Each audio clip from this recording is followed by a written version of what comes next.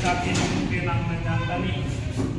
तो आप अभी पिछले 8 साल से बीजेपी की सरकार देख रहे हो, सबके लाइन में लगा रखा है, CSC सेंटर होगा पास में, 12 के बैग पर खड़े, किसी का चीज़ कहीं प्रॉपर्टी ID, कहीं फैमिली ID, कहीं इनकम ID, हर आदमी को जा रखा है। और आप लोगों का तो संविधान खत्म करने से चले गए हैं। बाबा साहब भीमराव अम्बेडकर ने जिस संविधान को बनाया, आज उसकी रक्षा करने की बात हो रही है। तो आज देखो वहाँ का लोकतंत्र की रक्षा करने की बात हो रही है, क्यों हो रही है ऐसी बात? जबकि वोट आप लोगों में से 10 साल कांग्रेस सरकार आने के बाद आप लोगों के बीच में से भी बीजेपी को वोट दिया था। ये बात मैं कह रहा हूँ, वोट तो आप लोगों की पड़ी, लेकिन बीच में से वोट क्यों गई? वो इसलिए कि इनको 10 साल दे दिया, अब इनको भी देखते हैं क्या करते हैं।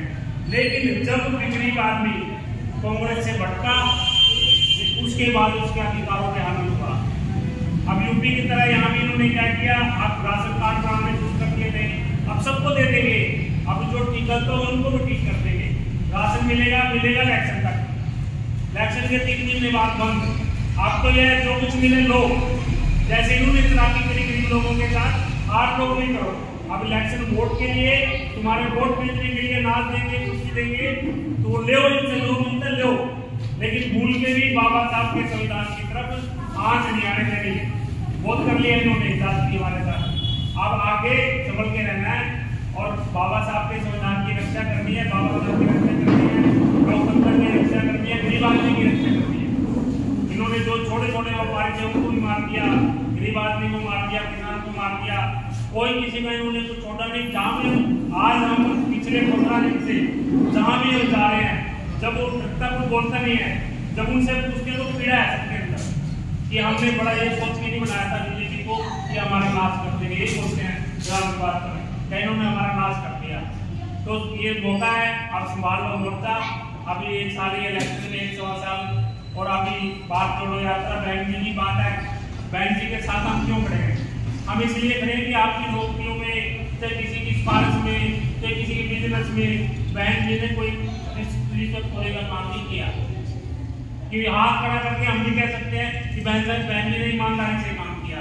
रही बात डीलिंग की तो किसी और की भी अच्छी हो सकती है, लेकिन लोग क्या है कि तुम्हारे पैसे में कोई जाए तो उसकी कीमत आगे काम की, तो इन्होंने कोई ऐसा काम नहीं किया।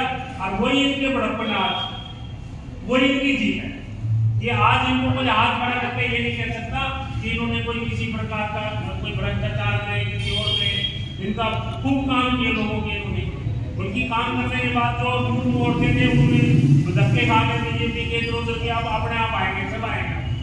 क्यों उन्होंने देख लिया है कुछ है नहीं, वहाँ किसी का काम करवा नहीं सकते।